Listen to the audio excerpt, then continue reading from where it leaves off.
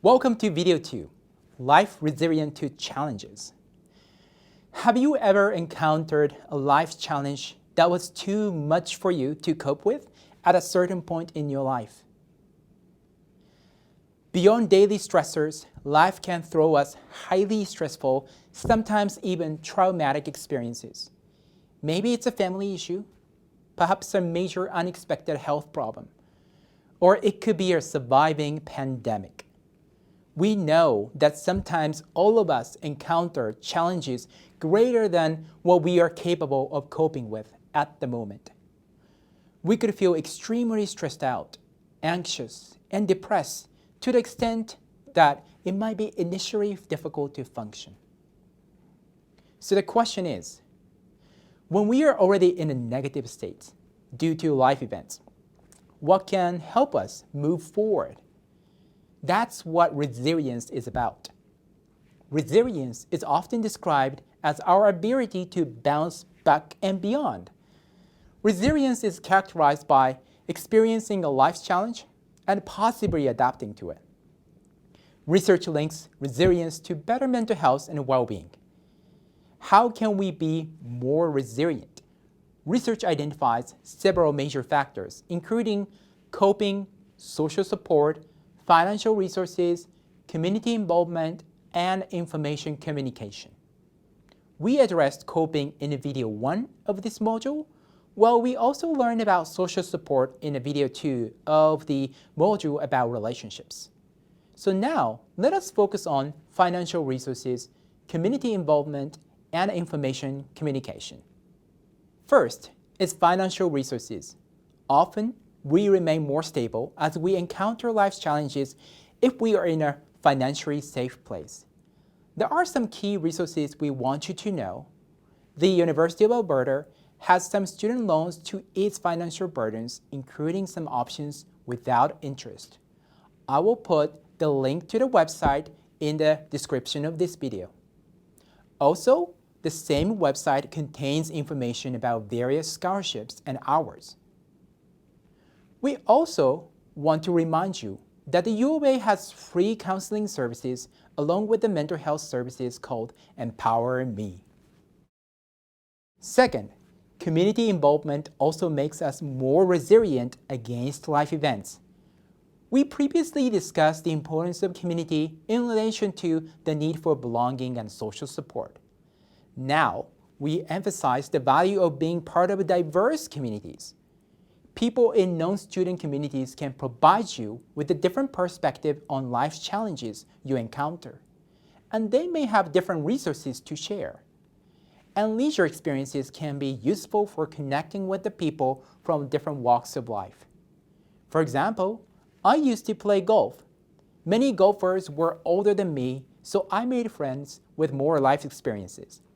Sometimes we talked about my concerns, such as uncertainty around studying abroad, and they gave me some useful advice. Of course, student communities are important as well. Having other students whom you can trust, share something enjoyable and meaningful with, and confide if needed, helps your mental health and well-being. What types of student communities are you part of? You can check out many student groups at the U of A by browsing theirs then. Also, you may find it valuable to learn about recreation-based communities such as intramural sports and dance groups. The last factor in resilience we discuss here is information and communication. When we face life's challenges, it is crucial for us to access relevant information so that we can engage in problem-solving more effectively. Moreover, it is particularly important to identify trustworthy sources of information. On the internet, there are many sources of information that are not verified and can confuse us. Also, know that other sources of information, such as word of mouth, can still be useful. Perhaps the major source of information in your life is social media. Social media can help us stay connected with others during the pandemic. That being said, social media can distort student life as well because many people only post successful, and other positive events. These posts can lead us to compare ourselves with those who seem to be in a better situation than us. Have you felt that seeing others post makes you feel jealous or anxious? Research shows that such social comparisons through social media have negative effects on our mental health and well-being. It's important to be aware that the social media do not represent all aspects of our lives, especially failures and things with which we struggle. If you feel that viewing social media causes you stress and anxiety, it may be a good idea to take a break from them. Let me share my research about leisure and resilience. I saw leisure being a key resource for resilience when I studied Japanese people who survived the earthquake and tsunami in 2011. Many people lost everything, including family members, friends, house, and all. The disaster was not something with which many people could cope. However, when I interviewed them about a year after the calamity, many survivors identified leisure as their source of hope. For example, some survivors started a craft class with the volunteers, which was their way to have fun with other survivors. Every Wednesday, they could see their friends and forget about their stressful life circumstances. Leisure became something that they look forward to in their post-disaster lives. They also sold their products to non-survivors through the internet, which gave them additional financial resources. Now, you are also surviving the pandemic. Was there any leisure that helped you stay hopeful, optimistic, and resilient? As seen in my study with the disaster survivors, optimism is an important resource for resilience.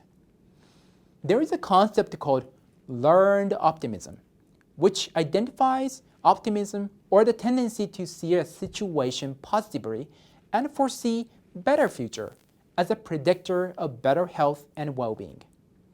The concept also suggests that optimism is not something static or unchangeable. Rather, we can learn to become more optimistic. Among university students, optimism is associated with greater well-being, unless one becomes unrealistically optimistic. So, how can we be a little more optimistic? Research shows that identifying pessimistic thinking patterns can help. 3 P's of pessimistic thinking patterns are personalization, pervasiveness, and permanence. Personalization is to blame ourselves for any failures and setbacks that we cannot really control. Suppose you spend time with your friend, but did not have a great time. You may think, oh, I'm such a bad friend. But wait, it could be that your friend happened to be having a bad day and there wasn't much you could do. Pervasiveness is about generalization. Sometimes we generalize one specific failure to bigger things. For example, we might not do well in one assignment in one course, and then we may think, oh, I am a bad student. That means I will fail many courses and I will not get a job. Last, permanence is about giving a permanent or lasting status to negative instance. In other words, we think that the negative states will never improve. Say I was playing badminton one day and made many mistakes. If I think, oh, I made so many missed shots, I'm a horrible badminton player, it's just who I am and never gonna change. That's a permanence. So, optimism is not a special thing. It is about changing your patterns of personalization, pervasiveness, and permanence into something more realistic. That is to know that there are factors beyond our control, that specific failures do not necessarily mean something catastrophic, and that negative situation will pass, and next time the results could be different. To conclude this video, let's practice identifying the 3 P's of pessimism: personalization, pervasiveness, and permanence in your recent negative life experience? Which P, or maybe multiple Ps, do you think you engaged in? How can you change the thoughts into something more neutral or even optimistic?